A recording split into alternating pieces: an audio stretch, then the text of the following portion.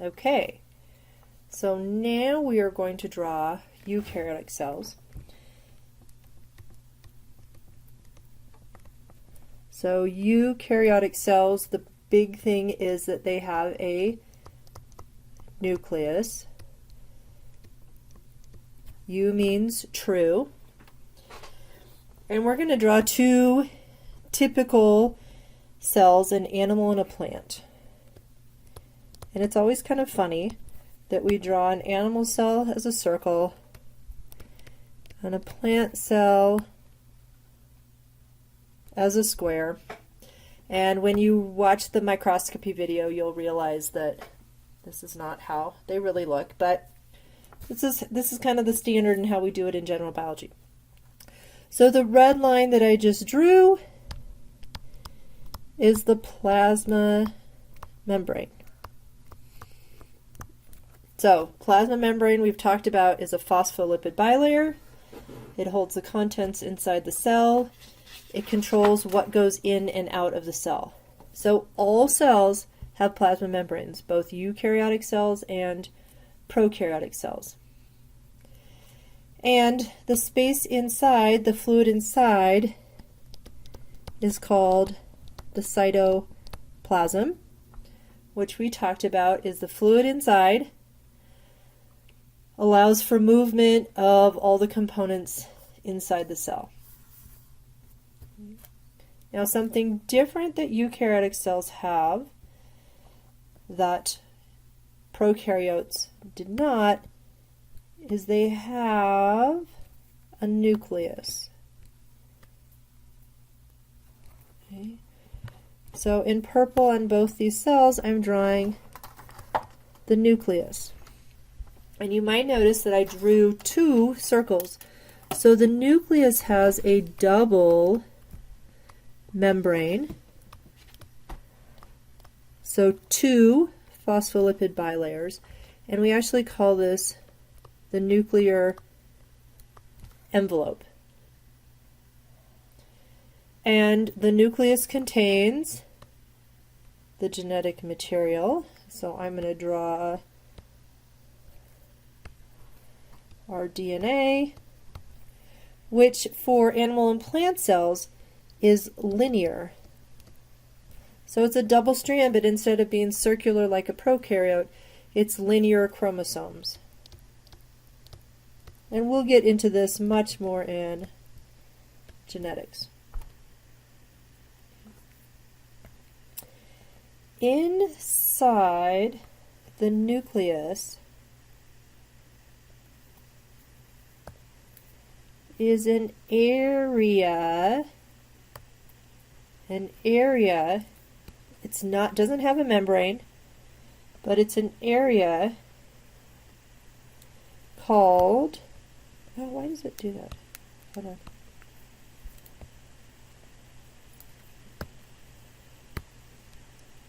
Called the nucleolus.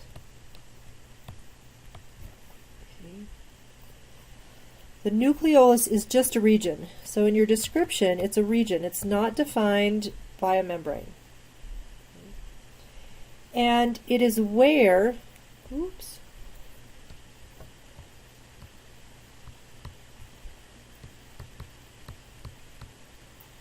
the ribosome subunits, and these will come into play when we talk about protein expression, where the ribosome subunits are assembled. And the reason I emphasize subunits is that the ribosomes themselves are fully assembled in the cytoplasm,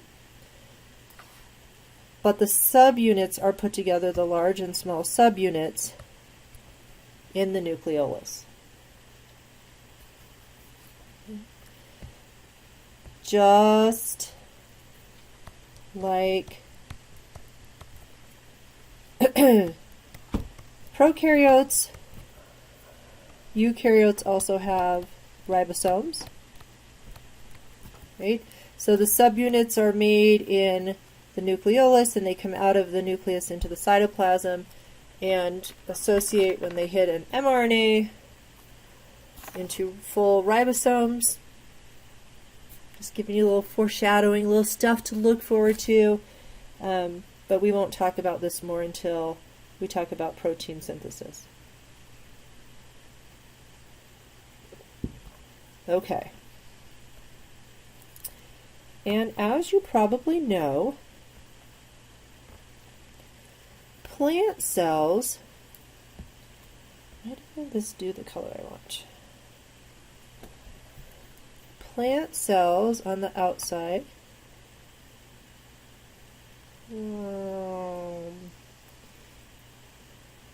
plant cells have a cell wall. So this is my big fat green thing.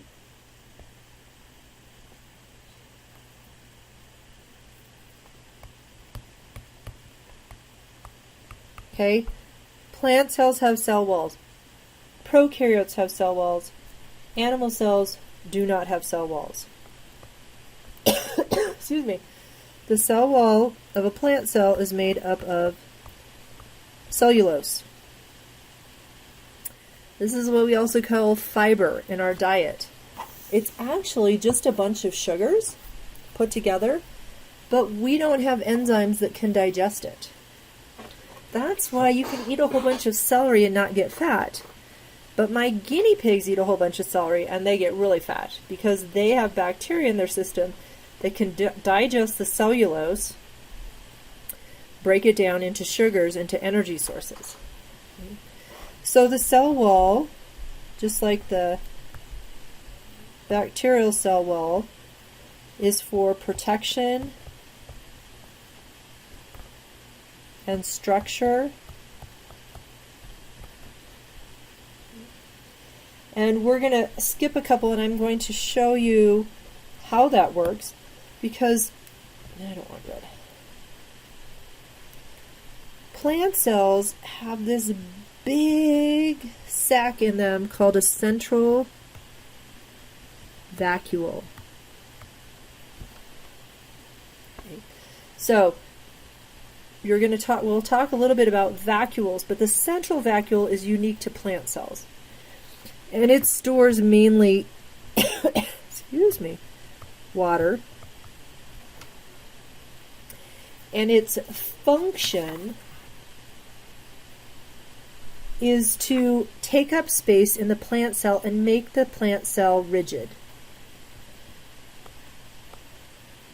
Make plant cell rigid. So that plants can stand up. So the central vacuole will actually take up a huge space, even bigger than I drew in the cell. It fills up with water and it pushes on the cell wall. If a cell didn't have a cell wall, it would explode with all that water. But in plants, it pushes against that cell wall made of this strong cellulose, and it allows plants to stand up nice and rigid. So if you've ever had a garden and it's a super hot day and your plants haven't gotten enough water, they'll get all wilty, right? And the leaves will be really, they won't be very stiff. They'll be really floppy. So if you can give the plant water, it takes the water, it fills it into those central vacuoles, and all of a sudden your plant looks alive again, and the leaves are all spread out, and it's standing up. So that's what the central vacuole does. Because vacuole is one of our terms, we will put it here. So it's not the central vacuole, it's just a vacuole, and plant cells have other vacuoles as well. A vacuole is just a membrane-bound sac. So both the central vacuole and a regular vacuole are just a big membrane. What's inside is what makes it different. So a vacuole in general is for storage. Can store all different kinds of things. Vacuole literally means empty space. So we have them in both plant and animal cells. We only have central vacuoles in animal We only have central vacuoles in plant cells, and their function is to store water and make the plant cell rigid. But their structure is the same. Okay. Another component that we find in both cells. I wish I had more colors. Okay. And we're going to draw it like this. It's kind of a goofy drawing, and I'm not trying to draw a hashtag, which in the olden days was called a pound sign. This is represents the cytoskeleton.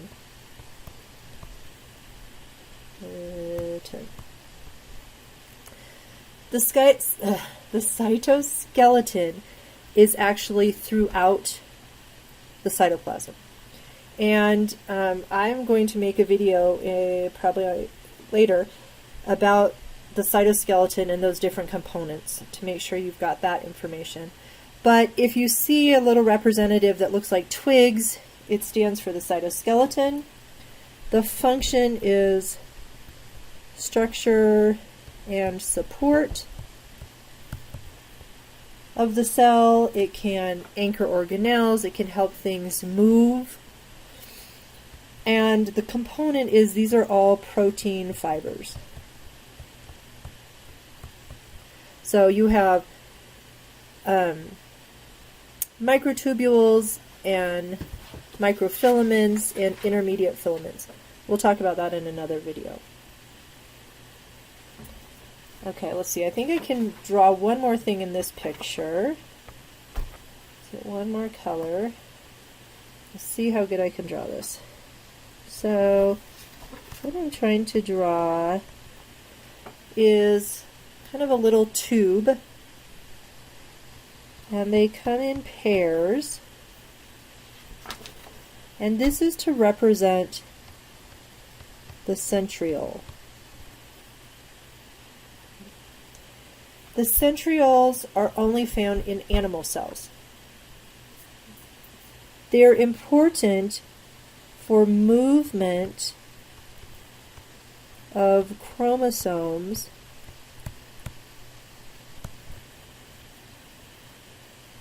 during cell division. See if that all shows up. Division. Come on. Okay. And I should have probably used a different color. Sorry.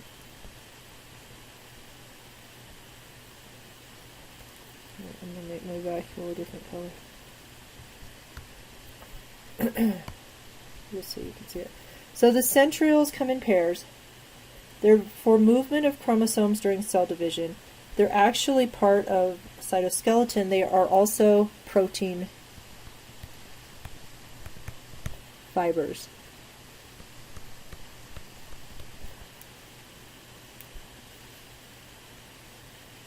Okay, so centrioles only in animal cells, protein fibers for cell division. We'll talk about these more in mitosis and meiosis. All right, my picture is getting pretty clogged up. I'm going to get a blank cell. I'm going to start again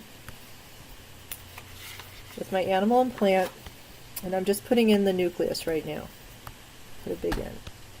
Okay. And I'm just cleaning this up so that we can draw some more stuff. Okay, oops, I should do my double membrane. Right next to the nucleus is the endoplasmic reticulum. And the reason I draw this like this, I'm going to write it up here, endoplasmic reticulum. Reticulum. Or the ER. Okay. The ER, yep, I kind of thought that might go away.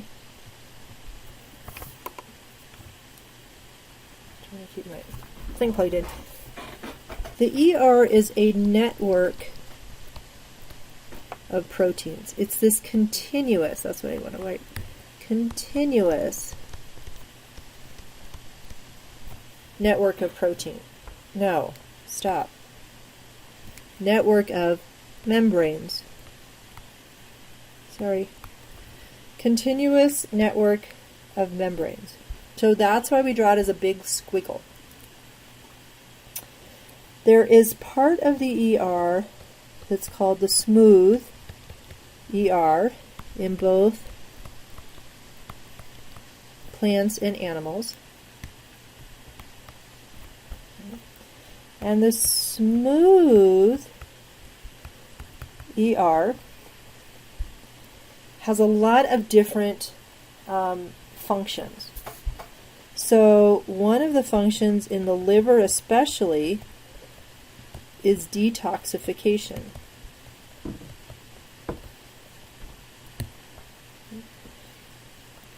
Also, carbohydrate metabolism.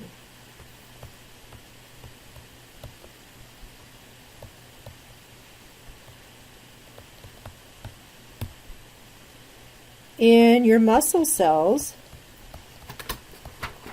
the smooth ER is important for accumulating or storing Ca2+, which is calcium ions.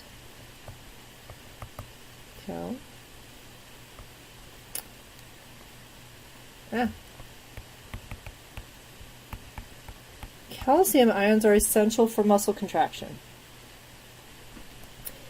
In most cells, the smooth ER helps make and modify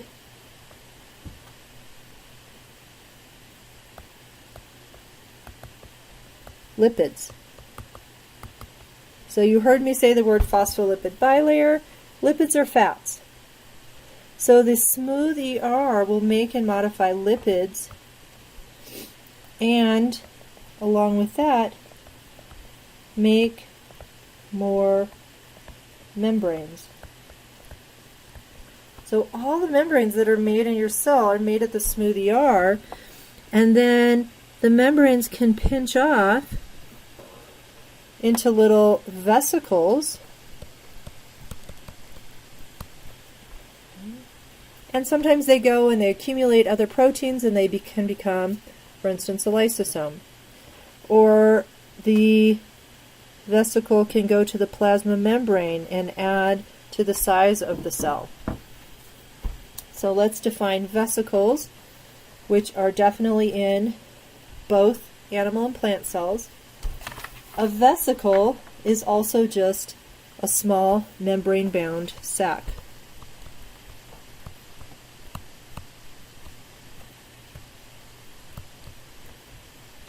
So really like a vacuole, but its function is to transport materials throughout the cell.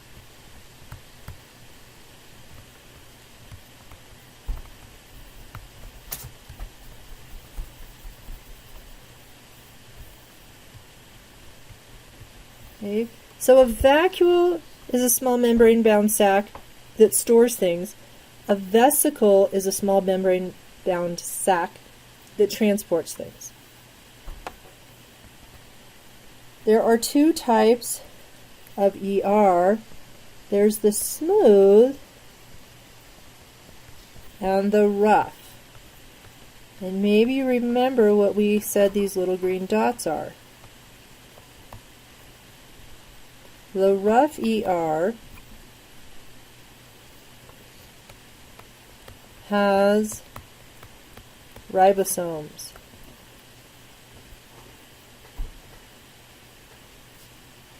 So if the rough ER has ribosomes, guess what it is? It's the site of protein synthesis.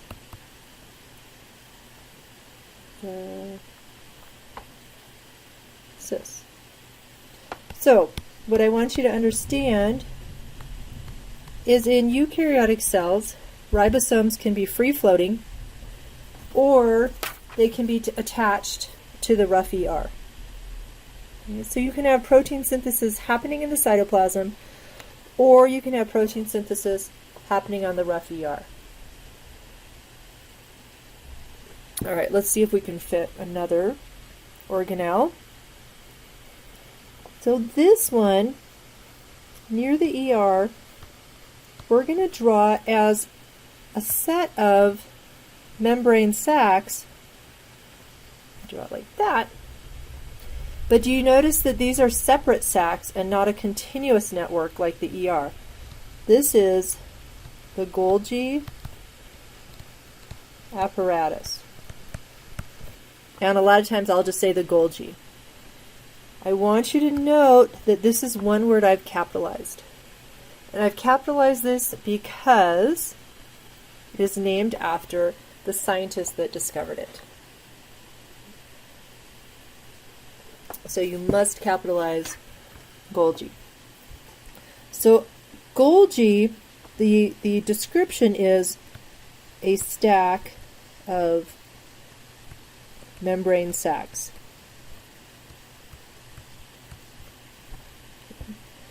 And they each have different functions. And when we get into protein synthesis and protein modification, we'll talk about the cis and trans Golgi and how they have different functions in protein modification and protein packaging. So the function of the Golgi is to process, sort, and sometimes secrete, and secrete means put it outside of the cell. This is really annoying. Primarily proteins,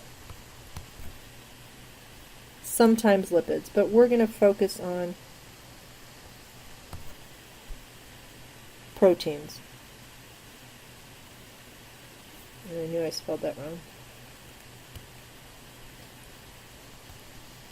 Proteins.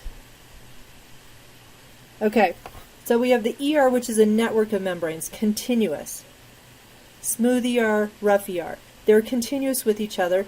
Sometimes a cell will have a lot more rough ER and less smooth ER because the ribosomes are binding to it and you're getting lots of protein synthesis. Sometimes the ribosomes will come off the rough ER and then it becomes smooth ER and it can make membranes and other kinds of lipids. We have the Golgi that's important for processing, sorting, secreting proteins primarily, some lipids. Some people call the Golgi the UPS of the cell. Both are connected through vesicles. So these orange ones are also vesicles. So vesicles are just these little membrane sacs that transport things. So sometimes proteins need to go from the rough ER to the Golgi to the different stacks of the Golgi. Okay. I think I really only have... Okay, let's do one more on this page. Because it's pretty simple to draw.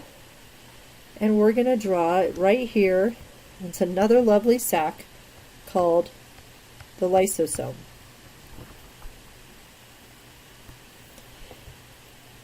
Lysosomes are primarily found in animal cells. There is some evidence that they may be found in plant cells. I'm not going to ask you, are lysosomes found in plant or animal cells, because it depends actually on the book you read and the authors. So lysosomes are for sure in animal cells, so we're going to draw them there. They are just a membrane-bound sac. And their function, though, is to digest unwanted material. Uh-oh. Okay, I just wrote over this.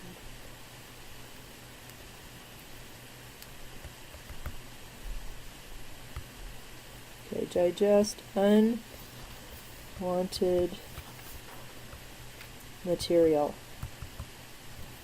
So some people call them the garbage disposal of the cell.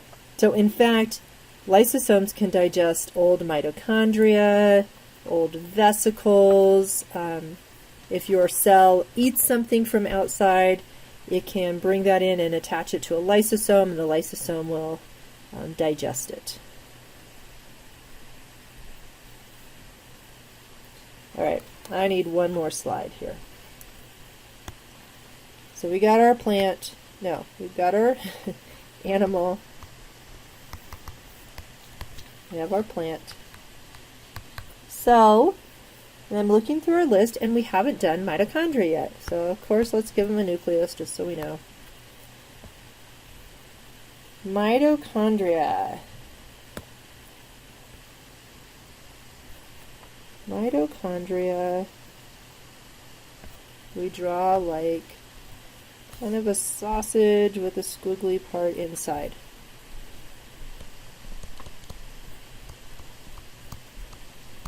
And today we talked about that mitochondria, we believe, were once free-living prokaryotes. And they have a double membrane. So we think that this outside membrane is from the eukaryotic cell, and this inside membrane is the original prokaryotic cell. Mitochondria are the site of ATP synthesis.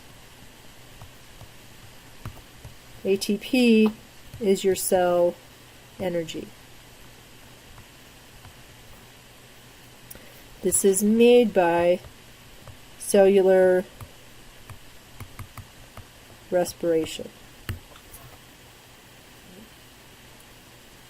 Remember that mitochondria have circular DNA, and they have their own ribosomes. This goes back, or this is evidence for the theory of endosymbiosis, that their DNA and their ribosomes look very similar to this in structure to prokaryotic cells. And the fact that they have a double membrane, where all other organelles except the nucleus have single membranes, makes us believe that they came from, or originally were, I should say, a prokaryotic cell. Chloroplasts are only found in plant cells, and we draw them like this, which is not totally accurate. They actually have a double membrane, so I'm just going to put in green here, same kind of thing. They also have circular DNA. They also have ribosomes. They are the other organelle that we believe came from a prokaryotic cell. Chloroplasts are the site of photosynthesis. So they capture light energy, and they capture CO2, which is carbon, out of the air, and they make sugars. The point of photosynthesis is to make sugar, not to make energy. Okay. Now, as we talk about chloroplasts, I'm going to give you an insight into my favorite little critter in the cellular world, and that is this guy called a euglena. And a euglena is another type of eukaryotic cell called a protist. And a euglena is kind of a combination of an animal and a plant cell. So hopefully you looked at this tail and you go, oh, a flagellum.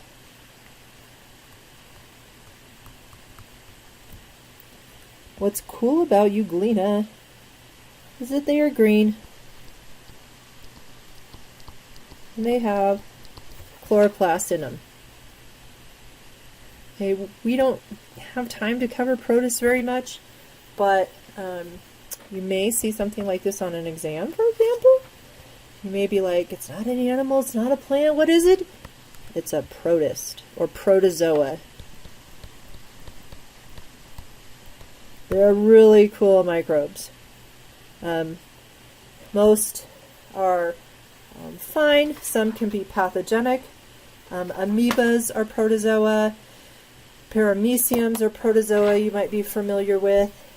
Algae is actually a protozoa, no longer considered a plant cell. Protozoas are pretty cool. Okay, we got 2 more terms, and we will keep on this. So animal cells can have a flagellum. Think sperm. Sperm are an animal cell. Sperm swim. We've talked about flagella, which is the plural, right? These are long protein fibers outside the cell, helps for movement. Plant cells do not have flagella, or flagellum, or a flagellum. The last term that applies to animal cell only, let's use this color, are cilia. So cilia are found on some animal cells.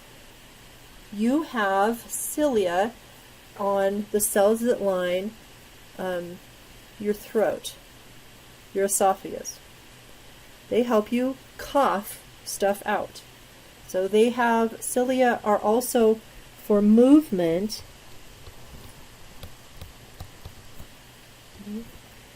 And they're short, much shorter than flagella. And they're much more numerous. So they usually go around the whole outside of a cell. And some kind of help the cell move, especially if you're a protist. So my euglena don't have cilia, but I'll just show you. Parameciums do. Or they also help just move the environment around the cell. So that's how parameciums eat, is they move the environment around, and then things come near their mouth and they eat it. So these are short, numerous protein fibers.